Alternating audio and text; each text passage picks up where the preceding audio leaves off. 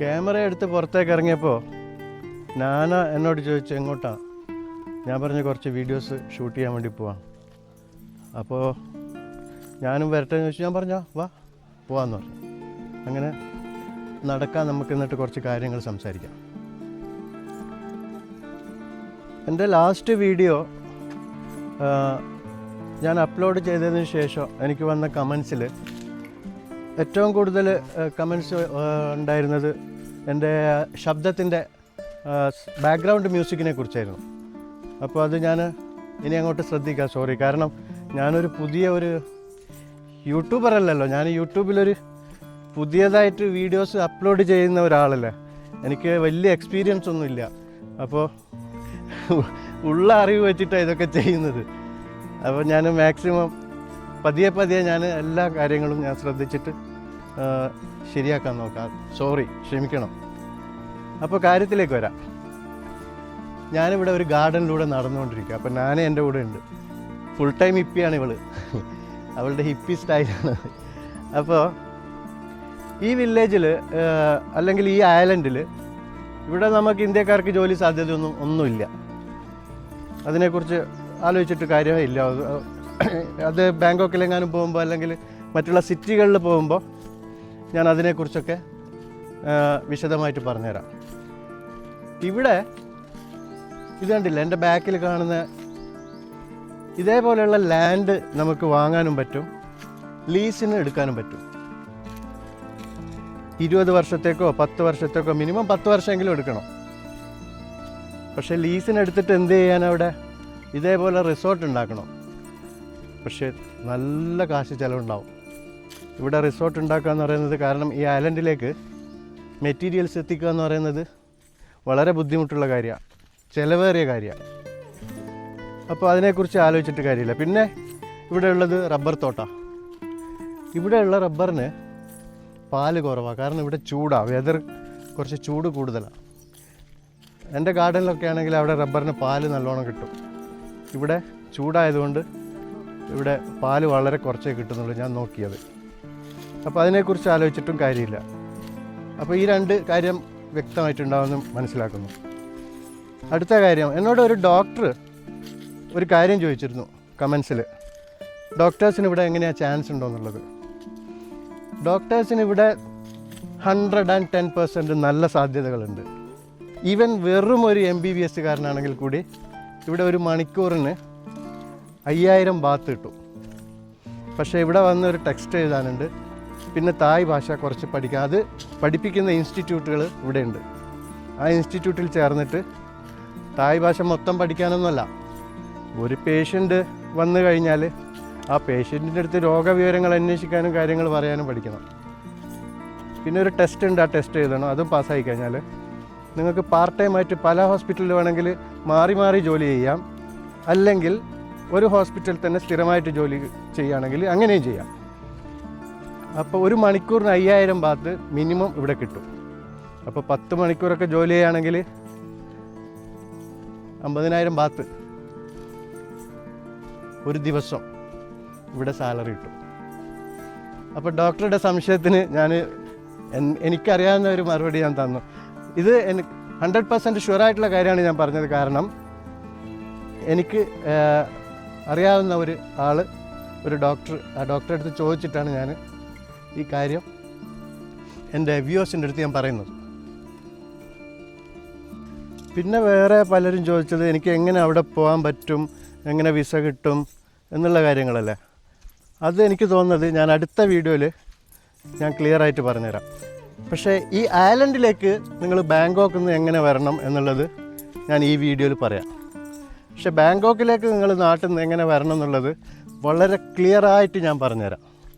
ഒരു യൂട്യൂബറും നിങ്ങളടുത്ത് പറഞ്ഞു തരാത്ത വിധത്തിലുള്ള A to Z കാര്യങ്ങൾ ഞാൻ പറഞ്ഞുതരാം. കാരണം എൻ്റെ വീഡിയോൻ്റെ ലെങ്ത്ത് കൂടി പോകുന്നതുകൊണ്ടുള്ള ഒരു ബുദ്ധിമുട്ട് എനിക്ക് തോന്നുന്നു. അതുകൊണ്ടാണ് ഈ എല്ലാ കാര്യവും ഒരു വീഡിയോയിൽ പറയാൻ പറ്റാത്തത്. ഈ ഐലൻഡിൽ വന്നു കഴിഞ്ഞാൽ ഈ ഐലൻഡിൻ്റെ കാഴ്ച കൂടി നമുക്ക് കാണണ്ടേ. അപ്പോൾ അതുകൂടി കണക്കിലെടുത്തിട്ട് നിങ്ങളെ ഓരോ കമൻസും ഞാൻ വായിക്കുന്നുണ്ട്. എല്ലാ കമൻസിനും എന്നാൽ കഴിയുന്ന റിപ്ലൈ ഞാൻ തരാം. എൻ്റെ ബാക്ക്ഗ്രൗണ്ടിൽ കാണുന്നത് റബ്ബറും പിന്നെ കശുവണ്ടിയും, ഇത് രണ്ടും കൂടിയുള്ള വലിയൊരു തോട്ടമാണ്. ഈ തോട്ടം ഞാൻ ഇന്നലെ കാണിച്ചില്ലേ, ആ വില്ലേജിൻ്റെ ഓണർ എന്ന് പറഞ്ഞു, അദ്ദേഹത്തിൻ്റെ ഏക്കർ കണക്കിനുണ്ട് ഇവിടെ.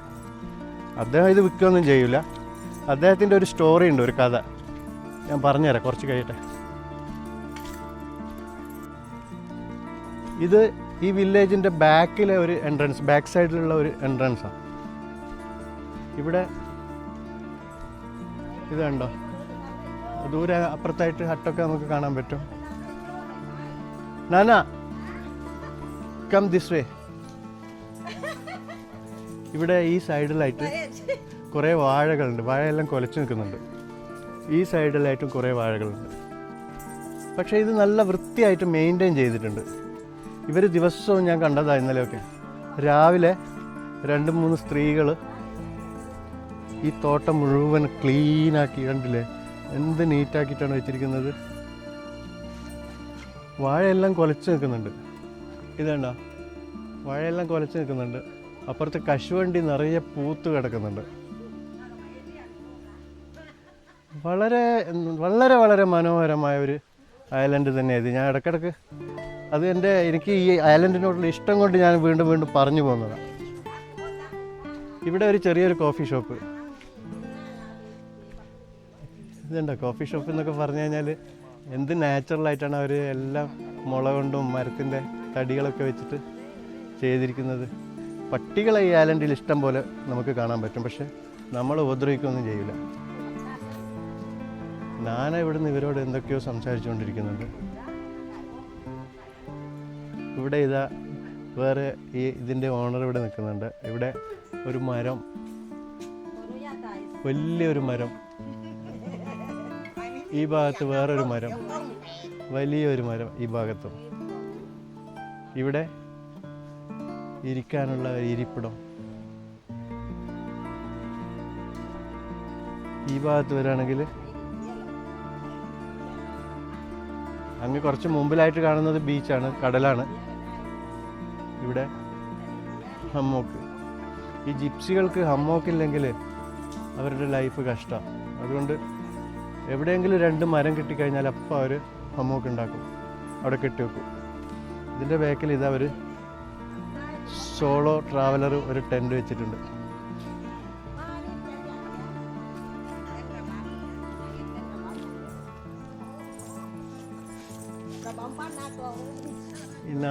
ഇവള്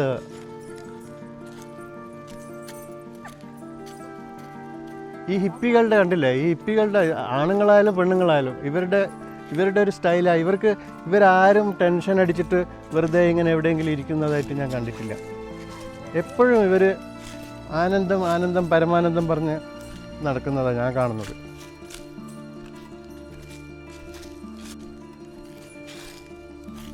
ബീച്ചിൻ്റെ സൗന്ദര്യം ഇവിടെ ഈ പറമ്പിൽ നിന്ന് നോക്കുമ്പോൾ വളരെ ഭംഗിയുണ്ട്. ഇതുപോലുള്ള മരങ്ങളാണ് ഈ ബീച്ചിനെ വളരെയധികം ഭംഗി കൂട്ടുന്നത്.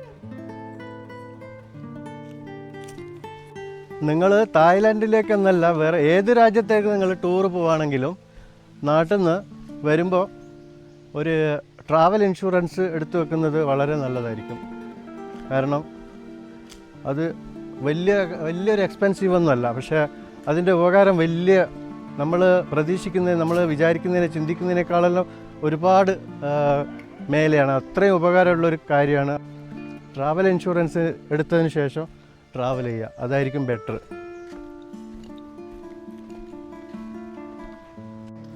ഈ ഹിപ്പി ഇതുവരെ ഷർട്ട് ഇട്ടിട്ട് ഞാൻ കണ്ടിട്ടില്ല. പക്ഷേ ഈ ഹിപ്പി മുടിയില്ലാത്തവൻ, അവൻ ഷർട്ട് ഇട്ടിട്ടാണ് ഇരിക്കുന്നത്. അപ്പുറത്ത് തേ ഇരിക്കുന്നുണ്ട്.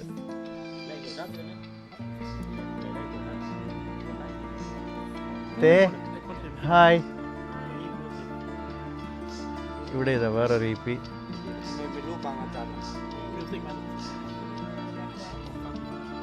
ഇവിടെ ഇതാ ഇവൻ്റെ മുടിയാണ് അടിപൊളി മുടി. മെയിൻറ്റെയിൻ ചെയ്യാൻ കുറച്ച് കഷ്ടമുണ്ടാവും, കാരണം എനിക്കറിയാം എൻ്റെ മുടി ഞാൻ മെയിൻറ്റെയിൻ ചെയ്യാൻ എത്ര ബുദ്ധിമുട്ടുന്നുണ്ടെന്നുള്ളത്.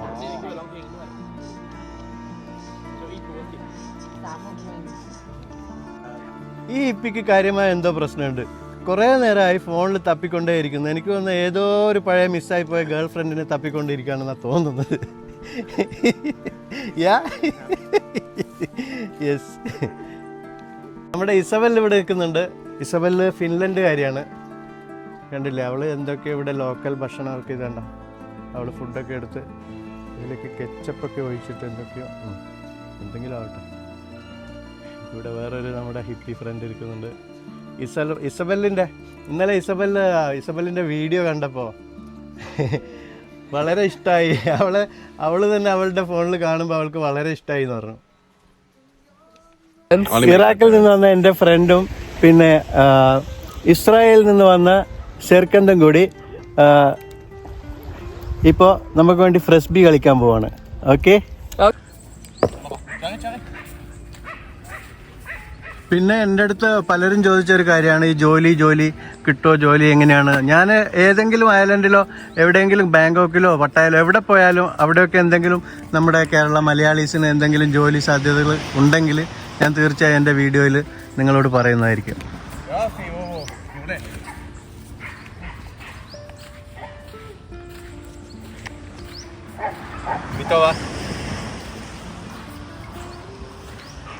എൻ്റെ കഴിഞ്ഞ വീഡിയോയിൽ ബാക്ക്ഗ്രൗണ്ട് മ്യൂസിക് കുറച്ച് കൂടിപ്പോയത് എഡിറ്റിങ്ങിൽ വന്ന ചെറിയൊരു മിസ്റ്റേക്കാണ്.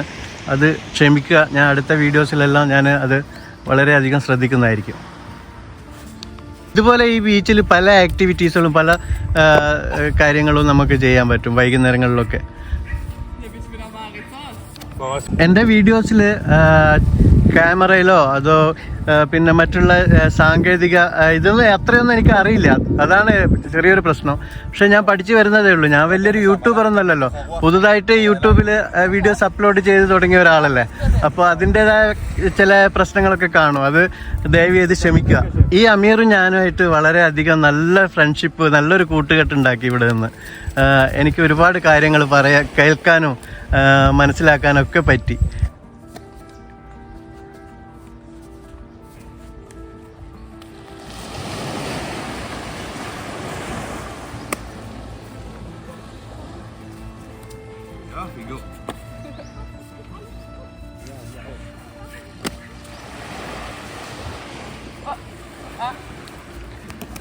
എൻ്റെ വീഡിയോസിൽ ഞാൻ കാണുന്ന കാഴ്ചകളാണ് നിങ്ങൾക്ക് കാണിച്ചു തരുന്നത്.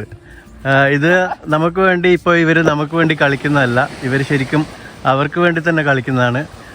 അപ്പോൾ അത് ഞാൻ കണ്ട കാഴ്ച ഞാൻ ഷൂട്ട് ചെയ്ത് നിങ്ങൾക്കും കൂടി കാണിച്ചു തരുന്നതാണ്. ഇവിടുത്തെ വൈകുന്നേരങ്ങളൊക്കെ ഇങ്ങനെ തന്നെയാണ്. ഇവിടെ പലരും ടൂറിസ്റ്റുകളൊക്കെ വന്നിട്ട് ഇതേപോലെ പല ഗെയിംസുകളും ഇവിടെ കളിക്കുന്നത് ഞാൻ കാണുന്നുണ്ട്. പിന്നെ എൻ്റെ വീഡിയോസ് കണ്ട് അഭിപ്രായങ്ങൾ കമൻസൊക്കെ അയച്ച എല്ലാവർക്കും നന്ദി. അത് കുറേ ഡിസ്ലൈക്ക് ചെയ്ത അവർക്കും എൻ്റെ നന്ദിയുണ്ട്. എങ്കിലേ എൻ്റെ ചാനലിൽ വളരുള്ളൂ. എനിക്കറിയാം ഞാൻ ഓരോ കാര്യങ്ങളും വളരെ ഭംഗിയായിട്ട് എന്നെക്കൊണ്ട് പറ്റുന്ന വിധത്തിൽ ചിത്രീകരിച്ചിട്ട് നിങ്ങളുടെ മുമ്പിൽ എത്തിക്കുന്നുണ്ട്. പിന്നെ ഞാൻ അത്ര വലിയ പ്രൊഫഷനൊന്നും അല്ലെങ്കിലും കുറച്ച് വീഡിയോസൊക്കെ അപ്ലോഡ് ചെയ്ത് വരുമ്പം ഞാൻ കുറച്ചുകൂടെ കൂടുതൽ പഠിച്ച് നിങ്ങളുടെ മുമ്പിലേക്ക് നല്ല നല്ല വീഡിയോസുകൾ എത്തിക്കുന്നതായിരിക്കും. ഈ അമീറും ഷെർക്കന്തും കൂടി ഇവിടുന്ന് ഇത് കളിക്കുമ്പോൾ എന്തൊരു രസമാണ് കാണാമെന്നറിയോ.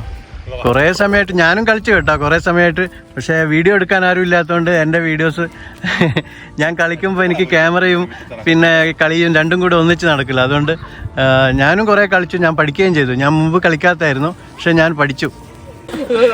ഷെർക്കന്തും അമീറും ഇവിടെ വന്ന് നല്ല ഫ്രണ്ട്സായി, എന്നെ പോലെ തന്നെ.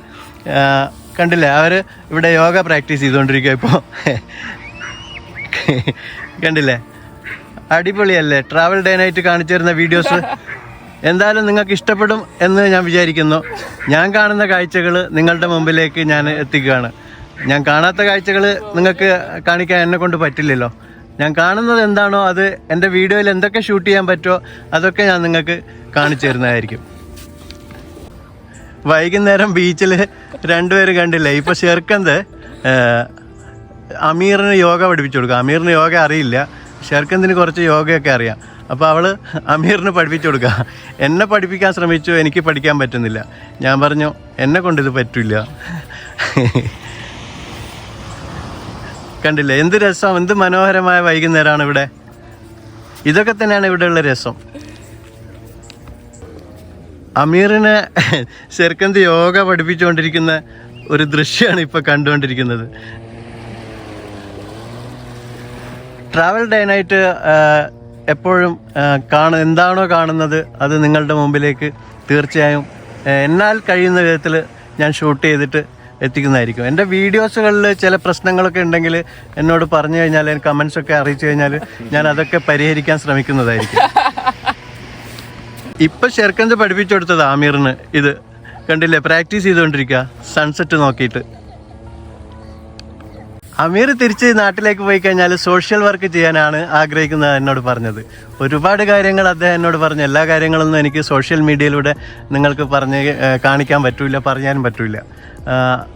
ഇറാഖിനെ കുറിച്ചും പല കാര്യങ്ങളും ഞാൻ പഠിച്ച് മനസ്സിലാക്കുകയും ചെയ്തു. ഇത് യൂണിവേഴ്സിറ്റിയിലെ സ്റ്റുഡൻ്റ് ആണ് ഇസ്രായേലിൽ. പക്ഷേ അവിടെ ചെറിയ പ്രശ്നങ്ങളും അറിയാമല്ലോ നമുക്ക്. ആ പ്രശ്നങ്ങൾ കാരണം ഷെർക്കന്ത് ഇപ്പോൾ ട്രാവൽ ചെയ്തുകൊണ്ടിരിക്കുകയാണ്. ഇവിടെ ഉണ്ടാകും കുറച്ച് ദിവസം. പിന്നെ ഇന്ത്യയിലേക്ക് വരുന്ന പറഞ്ഞത്. ഇന്ത്യയിലേക്ക് ഞാൻ വെൽക്കം ചെയ്തിട്ടുണ്ട്. വരട്ടെ, എല്ലാവരും വരട്ടെ നമ്മുടെ ഇന്ത്യ കാണാൻ. India, we love you. Shukriya. Shukriya.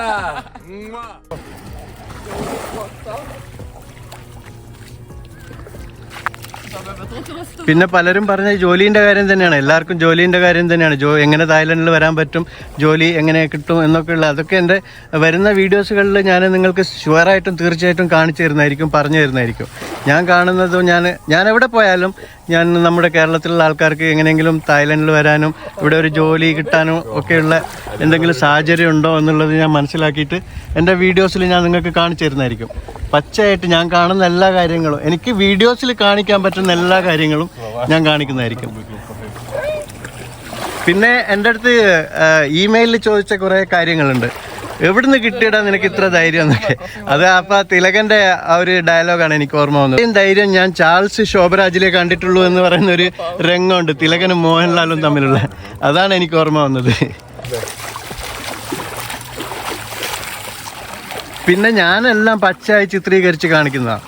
ഞാനൊന്നും ഹൈഡ് ചെയ്യൊന്നുമില്ല. ഞാൻ കാണുന്നത് എങ്ങനെയാണോ അതുപോലെ ഞാൻ കാണിച്ചു തരും.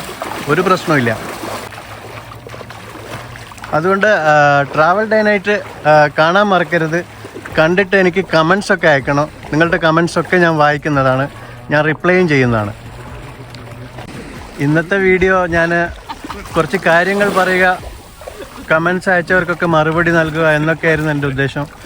കുറേ കമൻസിന് മറുപടിയൊക്കെ ഇപ്പോൾ നിങ്ങൾക്ക് മനസ്സിലായി കഴിഞ്ഞിട്ടുണ്ടാവും എന്ന് വിചാരിക്കുന്നു. ഇത് കണ്ടില്ലേ, എന്തോ ഒരു റൊമാൻറ്റിക് സീനാണ് ഇത്.